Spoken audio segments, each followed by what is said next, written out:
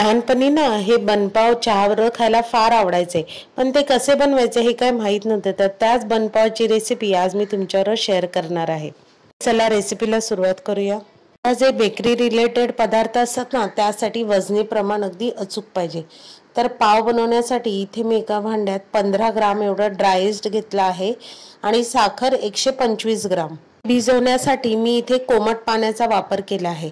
आता हे कोमट पाणी घालून ते आपल्याला 20 मिनिटांसाठी ऍक्टिव्ह होण्यासाठी साईडला ठेवायचे आहे। आता हे ऍक्टिव्ह होईपर्यंत आपण एका भांड्यात मैदा घेतला आहे मी इथे अर्धा किलो, मिल्क पावडर 25 ग्राम घेतली आहे, मीठ घेतला आहे 5 ग्राम म्हणजेच 1 टीस्पून आणि मळण्यासाठी गरजेनुसार पाणी वापरायचं आहे।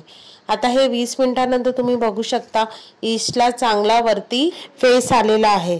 ईस्ट ऍक्टिव्ह होणं खूप गरजेचं आहे ह्या रेसिपीसाठी। जर तुमचं ईस्ट ऍक्टिव्ह झालं नसेल, असा वरती फेस आला नसेल, तर पुढे प्रोसेस करायची नाही, ती प्रोसेस तिथेच थांबवायची। आता ते ड्राय ईस्ट जे ऍक्टिव्ह झालेलं होतं ते आपण त्या पिठात घालून आवश्यकतेनुसार आपल्याला आता त्याचा एक पिठाचा गोळा मळून घ्यायचा आहे। इथे आपल्याला पीठ हे जास्त घट्ट मळायचं नाही, अगदी सैलसर आपल्याला पीठ इथे मळून घ्यायचं आहे। आता थोड्या थोड्या पाण्याचा वापर करून आपण हा पावासाठी एकदम नरमसर असा पिठाचा गोळा बनवून घ्यायचा आहे। आता बघा व्हिडिओत दाखवल्याप्रमाणे पिठाचा गोळा अगदी छान असा मळून झालेला आहे। 10 ते 15 मिनिटं मला हा पिठाचा गोळा मळायला वेळ लागलेला आहे। आता त्याच्यात 1 चमचा तेल आणि 1 चमचा बटर घालून पुन्हा आपल्याला 15 मिनिटांसाठी चांगलं पीठ मळून घ्यायचं आहे। जेवढं तुम्ही पीठ मळाल ना, तेवढं तुमचे पाव अगदी मऊ लुसलुशीत गादीसारखे तयार होऊन मिळतील। त्याच्यामुळे पीठ मळण्याची प्रोसेसमध्ये तुम्ही कुठेही शॉर्टकट मारायचा नाही आहे।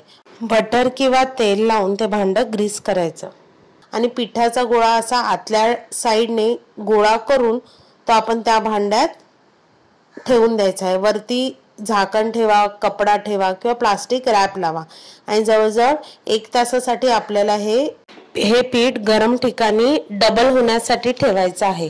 म्हणजे तुम्ही 1 तासानंतर बघू शकता पीठ चांगला फुगून वर आलेला आहे।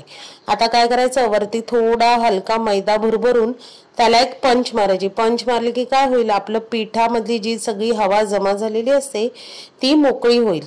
आता तो पिठाचा गोळा एका प्लेन सरफेसवर, प्लॅटफॉर्मवर किंवा कशावरही तुम्ही थोडं मैदा भुरभरून तो पिठाचा गोळा पुन्हा आपल्याला 5 ते 7 मिनिटांसाठी मळून घ्यायचा आहे आणि असा व्हिडिओत दाखवल्याप्रमाणे आपल्याला तो चपातीसारखा जरा पसरवायचा आहे।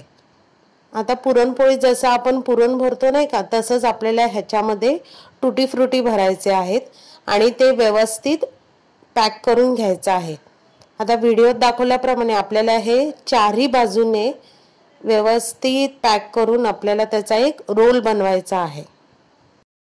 आता असा लांबट गोल असा आपण त्याचा रोल बनवून घ्यायचा आहे आणि तो काय करायचा, स्क्रॅपरने किंवा सुरीने कशानेही त्याचे छोटे छोटे गोळे करून घ्यायचे आहेत। आता हे जे कापलेले गोळे आहेत ना, ते आपल्याला व्यवस्थित त्याला गोल आकार द्यायचे आहे।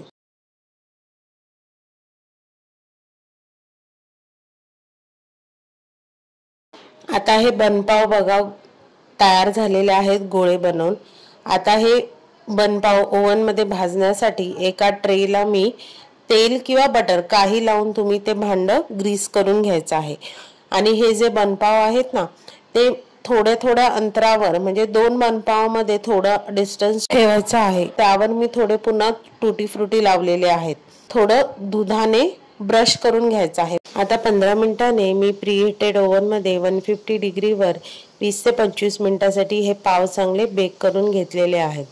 आता हे पाव चांगले बेक करून झाले की आपण त्याच्यावर बटर लावून घ्यायचं आहे आणि बटर लावून झाल्यावर काय करायचं, पुन्हा अर्धा तासासाठी ते पाव झाकून ठेवायचे। म्हणजे ते काय होईल, पाव चांगले नरम आणि लुसलुशीत राहतील, कोरडे होणार नाहीत।